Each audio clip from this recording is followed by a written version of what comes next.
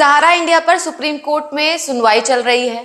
2 दिन से अलग अलग अखबार हो, चाहे वो वेबसाइट हो, चाहे वो यूट्यूब चैनल्स हो, इन सब पर इस तरह की खबरें चल रही हैं कि कोर्ट से सहारा इंडिया को लगा झटका, सहारा इंडिया को फटकार, सहारा इंडिया की हेकड़ी हवा हो गई, सहारा इंडिया के वकीलों पर फूटा जज का गुस्सा।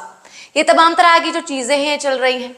जब आप अखबार पलटेंगे या फिर आप मोबाइल में अगर गूगल सर्च करेंगे तो आप ये सारी चीजें पढ़ेंगे। अब सवाल देखिए ये होता है कि इन सब से आपको क्या मिलेगा?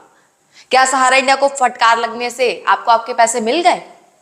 देखिए, मैं ज्यादा इधर उधर की बातें तो नहीं बताऊंगी क्योंकि ये सब बहुत सारे जो चैनल वाले हैं वो पहले से ही कर रहे हैं। मैं सीधे मुद्दे पर आती हूं कि आखिर चल क्या रहा है।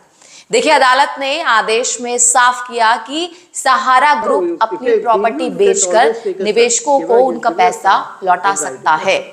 निवेशकों का पैसा वापस करने के लिए सेहबी सहारा रिफंड अकाउंट में करीब 10,000 करोड़ रुपए जमा करने के लिए सहारा ग्रुप को अपनी प्रॉपर्टी बेचने पर किसी तरह का कोई प्रतिबंध नहीं है।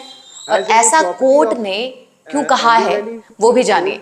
सहारा के वकील कपिल सिब्बल ने कहा कि कंपनी को अपनी संपत्तियां बेचने के लिए उचित मौका नहीं मिला क्योंकि कोई भी उसकी संपत्तियों पर हाथ डालना ही नहीं चाहता। अब एक और खेल है, जरा उसको समझिए।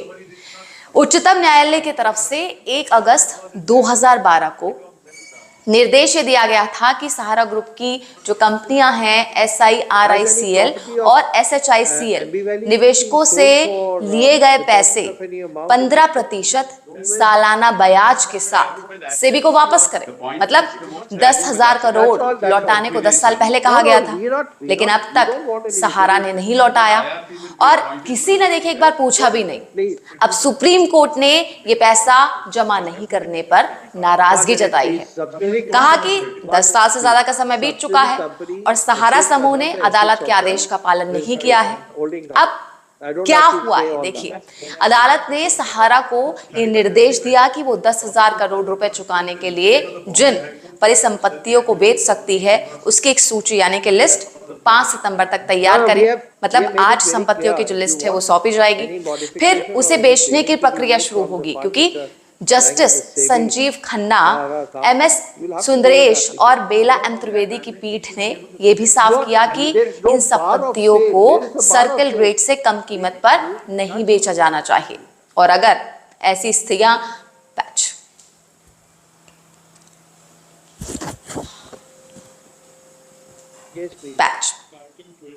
इसके बाद इन संपत्तियों को बेचने की प्रक्रिया शुरू होगी क्योंकि जस्टिस संजीव खन्ना, MS सुंदरेश और बेला एम त्रिवेदी की पीठ ने यह भी साफ किया कि इन संपत्तियों को सर्किल रेट से कम कीमत पर नहीं बेचा जाना चाहिए और अगर स्थितियां इस तरह की बनती हैं तो उससे पहले कोर्ट से परमिशन लेना जरूरी है।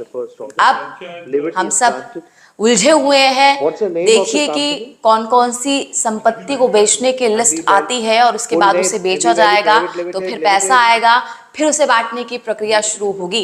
तो यानी कि मतलब ये लगा लीजिए कि आपको 2-4 साल तो ये मानकर चलिए इंतजार करना पड़ेगा, ये प्रक्रिया चलती रहेगी। सहारा इंडिया वाले इतनी देखिए आसानी से तो हार मानने वाले हैं नहीं। सरकार तो पहले से ही सरेंडर कर चुकी है।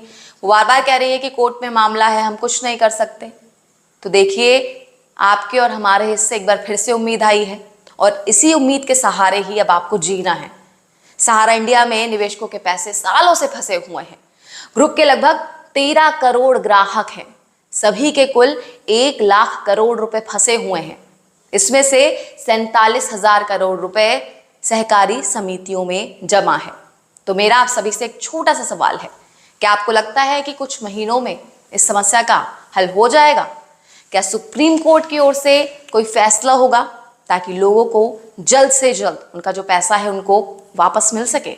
आपको क्या लगता है, आप क्या सोचते हैं? मुझे कमेंट करके आप जरूर बताइएगा। और हाँ, मेरे इस चैनल को आप जरूर सब्सक्राइब कर लें ताकि सहारा इंडिया से जुड़ी जो तमाम खबरें हैं वो समय से लगातार आप तक पहुंच सकें। धन्यवाद।